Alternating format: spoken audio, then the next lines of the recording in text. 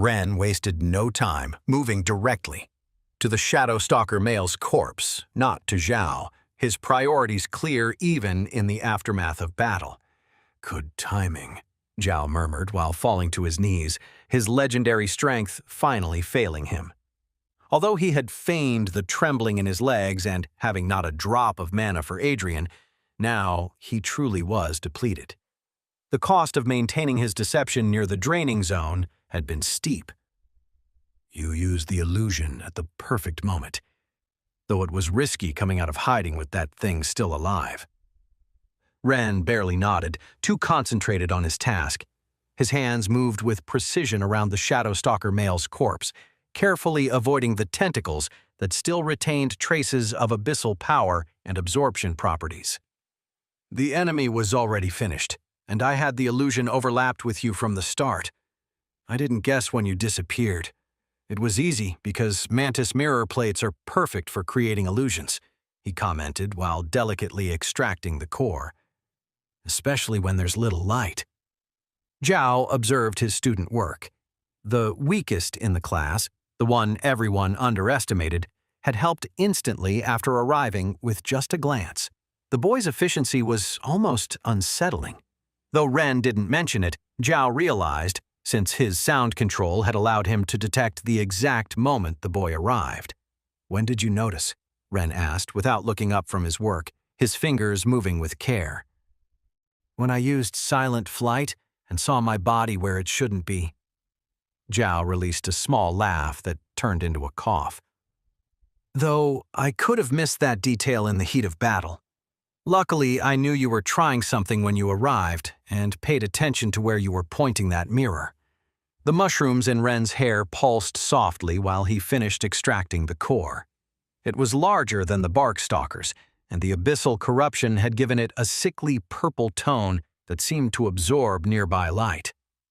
The basic sound control of your owl to project your voice's sound to the illusion's location, Ren examined his prize carefully, was perfect to help making the enemy believe you were still in front, then making him think you couldn't stand, and making him hear your illusion talk was unexpected. It was brilliant. Although, he turned toward his professor, who remained on his knees, breathing heavily from exhaustion. You really ran out of mana this time, didn't you, Professor? It was worth it. Zhao looked at Adrian's shattered body. We got a name. Silvercliff. And interesting materials. Ren carefully stored the core in a special container. Though I wonder if the abyssal corruption... The mushrooms in Ren's hair pulsed while he observed the abyssal bodies that had separated after the forced fusion collapsed. The corrupted Shadow Stalker male's corpse lay to one side. Professor? Ren pointed timidly toward the deformed mass. That one too? Zhao shook his head, still catching his breath. That one we'll have to take to the city for analysis. Sorry, but when I make the official report... I understand, Ren nodded, though his eyes remained fixed on the interesting patterns of the failed fusion. Each twist and curve held potential knowledge. However, Zhao looked toward the other Shadow Stalker male, the one controlled by tentacles. You can keep that one. After all, without your help with the illusion.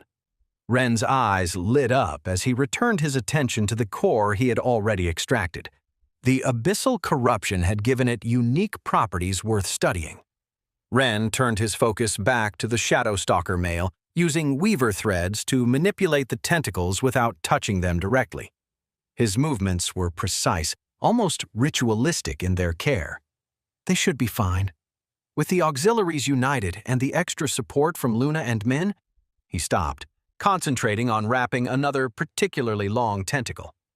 The mushrooms in his hair pulsed softly while he selected the least damaged pieces. We should return, Ren murmured, his voice smaller now that the adrenaline was beginning to fade. The reality of how dangerous it had all been started to sink in. Ren approached his professor with concern evident in his movements. Can you stand? One more moment. Zhao tried to rise, but had to lean on one knee again. I need to recover some mana before moving. Sometimes pretending to be weak is more exhausting than actually being weak. I'll keep that in mind if I ever have to pretend to be the weakest student. Ren waited in silence, his mushrooms pulsing softly while studying their surroundings. The night had been more instructive than he'd expected, though the abyssals... A shiver ran down his spine, remembering how they had fused, how they had corrupted even the local beasts.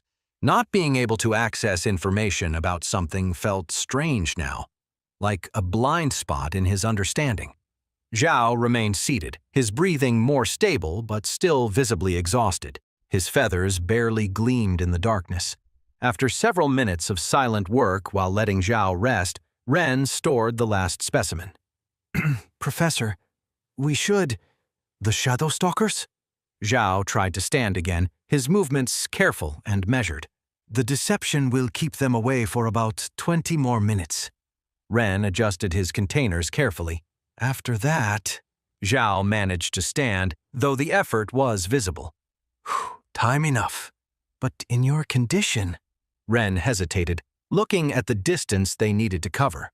It will be inconvenient. Zhao took an experimental step, his legs still shaky from mana exhaustion. But we'll make it. They began their return journey, moving slower than either would like. The night had been long, and it wasn't over yet. Professor, he whispered after a moment, why did they want Luna and the others? Zhao looked at the night sky before answering. That, along with the name we obtained, is something we'll have to investigate very carefully. Min had reduced the pyromancer's power, something the auxiliaries hadn't initially agreed with, their protective training flaring against him getting aggroed by the attacker. It's too dangerous to expose a student, they had protested. But when his water began effectively reducing the abyssal pyromancer's flames, their protests transformed into tactical orders. Every splash weakened the corrupted fire's intensity, so they left their complaints for later. The combat had ended quickly after that. The pyromancer, unable to maintain his defensive zone under constant aquatic assault, fell to the auxiliaries' coordinated attack, his corrupted flames sputtering out against the relentless water. Later, the complaints would turn to praise from the snail auxiliary.